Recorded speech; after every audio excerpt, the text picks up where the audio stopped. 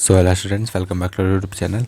तो आज की इस वीडियो में हम बात करने वाले हैं prolonging a line by theodolite. मतलब एक लाइन को हम कैसे एक्सटेंड कर सकते हैं, उसे हम बोलेंगे प्रोलॉन्गिंग। तो थियोडोलाइट के ज़रिए हम उसे कैसे कर सकते हैं, तो इसमें हम जानेंगे। सबसे पहले जानते हैं प्रोलॉन्गिंग क्या होता है। Prolonging a line means extending a given straight line beyond it end points. ठीक है, अब मान लो यहाँ पर ये हम पे ए बी लाइन है। ठीक है, इसके एंड पॉइंट हो गए यहाँ पर ए पॉइंट और बी पॉइंट। इसके एंड पॉइंट के बियॉन्ड इसे एक्सटेंड करना, वही क्या है, प्रोलॉन्गिंग अ लाइन है। अब इसमें इसका प्रोसीजर देखते हैं। देखिए, set theodolite exactly over end point of a line, then centre and level the instrument. ये एंड पॉइंट हो गया लाइन का, ए या बी किसी पे भी आप सेट कर सकते हैं। हमने मानो ए पे सेट किया। ठीक है, यहाँ पर एक इसे एक्जैक्टली हमें सेंटर कर दिया एंड लेवल कर दिया इंस्ट्रूमेंट को। ठीक है, फिर then accurately bisect back station. जिस स्टेशन से हम ए स्टेशन पे आए, हमें बैक साइडिंग के ज़रिए इस स्टेशन को एक्जैक्टली बाइसेक्ट कर देना है। ठीक है, फिर हमने एक्जैक्टली बाइसेक्ट कर दिया।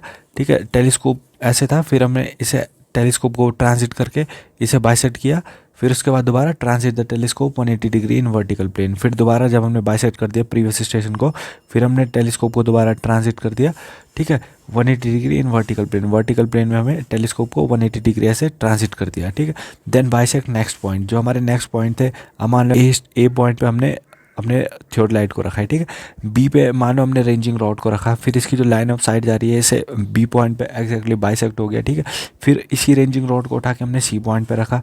फिर इसकी जो लाइन ऑफ साइट जा रही है, इससे ये सी पॉइंट पे रेंजिंग रॉड एक्जैक्टली बाइसेक्ट हो गया। ठीक है, फिर इसी रेंजिंग रॉड को हमने उठा के डी पॉइंट पे रखा।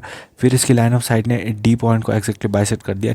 ठीक है, फिर डी को बाइसेट करने के बाद सेम हमने यही रेंजिंग रॉड को उठा के ई पे रखा और इसे बाइसेट कर दिया। तो हमारी ये जो ए बी लाइन थी, वो अब क्या ए ई लाइन हो चुकी है। देखिए इसकी लेंथ कितनी बढ़ चुकी है। तो ये होता है प्रोलॉन्गिंग अ लाइन।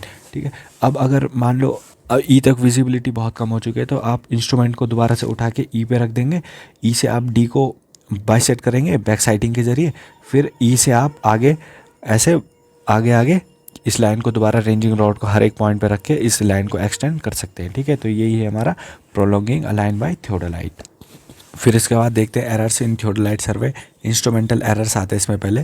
ठीक है, when line of collimation is not perpendicular to horizontal axis. जो लाइन ऑफ कॉलिमेशन होगी, अगर वो परपेंडिकुलर नहीं है हॉरिजेंटल एक्सिस के, तो इंस्ट्रूमेंटल एरर कॉज होते हैं। When horizontal axis is not perpendicular to vertical axis. जो हॉरिजेंटल एक्सिस है वो वर्टिकल एक्सिस के परपेंडिकुलर नहीं है, तो तभी भी क्या होता है, इंस्ट्रूमेंटल एरर के चांसेस होते हैं। Plate bubble is not central when instrument is level. जब आपने इंस्ट्रूमेंट को प्रॉपर लेवल कर दिया, पर जो प्लेट बबल है उस पर जो बबल है वो अभी भी सेंटर में नहीं आया, तो क्या हो गया, इंस्ट्रूमेंटल एरर्स हो गए। फिर इसमें आते हैं पर्सनल एरर्स।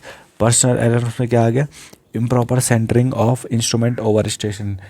आपने जो मान लो ये आपका स्टेशन पॉइंट था, ये आपका इंस्ट्रूमेंट है, और आपने ये स्टेशन के बदले आपने इस पॉइंट पे दूसरे पॉइंट पे सेंटरिंग कर दी, तो इम्प्रॉपर सेंटरिंग हो गई। ठीक है, फिर inaccurate levelling of theodolite. Levelling जो आपने की थियोडोलाइट की, वो भी पूरी इनएक्यूरेट थी। ठीक है, पुअर फोकसिंग बाय ऑब्जर्वर। जब आप आई पीस और ऑब्जेक्टिव लेंस को आप जब फोकस कर रहे थे, तो आपने फोकस अच्छे से नहीं किया, जिसके कारण जो है पैरेलल एक्स हो गया। ठीक है, पैरेलल एक्स कॉज हो गया। मैंने आपको सारा इसमें पहले से बता रखा है, आप पिछली वीडियोस में चेक कर सकते हैं। ठीक है, फिर केयरलेस रीडिंग ऑफ एंगल्स। ठीक है, जो ऑब्जर्वर के द्वारा जो एंगल्स की रीडिंग आई या कुछ भी रीडिंग आई, उन्हें केयरलेसली उन्हें रीड कर दिया, तो ये पर्सनल एरर्स में आ गया। फिर आता है नेचुरल एरर्स। ठीक है, विंड के कारण हो गया, temperature change affecting instrument parts. ठीक है, इंस्ट्रूमेंट के पार्ट टेम्परेचर चेंज के कारण इफेक्ट हो गए। रेन हो गई तो फील्ड मडी हो गया, कीचड़ हो गया फील्ड में, तो आप आगे सर्वे कंडक्ट नहीं कर सकते। ठीक है, पुअर विजिबिलिटी हो गई ड्यू टू फॉग। तो ये आपके कुछ एरर्स थे थियोडोलाइट सर्वे में।